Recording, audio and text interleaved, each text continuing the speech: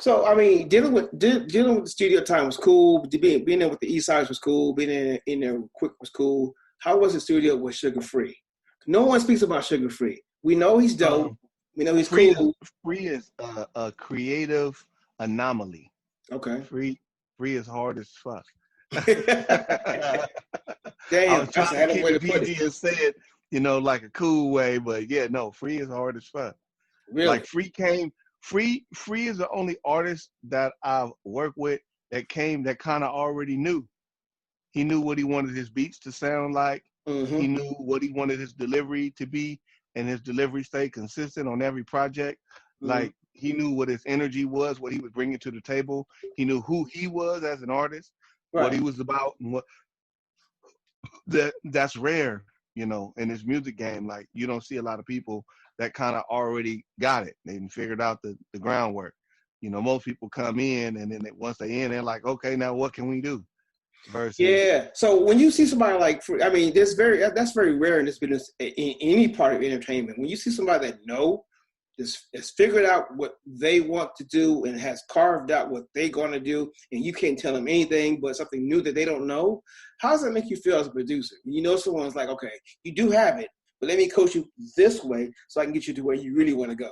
How do you feel honestly, about that? Well, there's two types of individuals like that. There's the type that kind of like figured it out, they know, and then they're not listening now.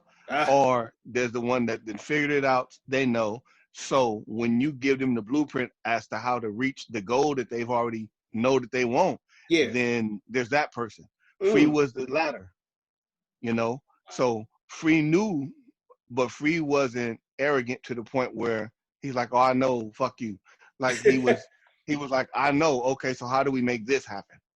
Wow. He would come beatboxing beats and playing on the table with a pencil, like, hey, this is how I want the beat to go. Like, he knew the rhythm already. So all we would have to do is recreate the rhythm. Damn.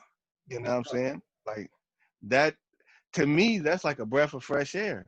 You know what I'm saying? That way I don't have to figure out and try to pull out what's in your mind without knowing. No, okay. Was he a writer in the studio, or did he already come with his stuff mentally in his head and ready to go? Free would get out in the studio, and it would be crazy.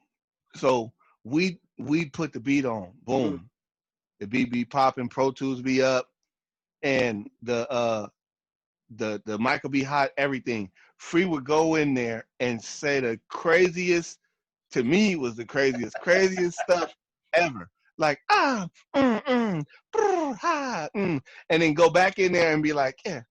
And it would play, that's what the bitch said, because I think there's something. And like, and little clips of him saying or talking how he talked, everything will fall in line.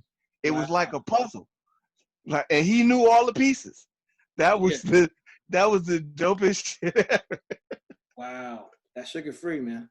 That's dope. Yeah, Free was fly, and he stayed him. So whether we was working with him with Quik and G1, or if it was him there in the studio with us when the East Side, we were working on the East Side of stuff, like he would still do the same him.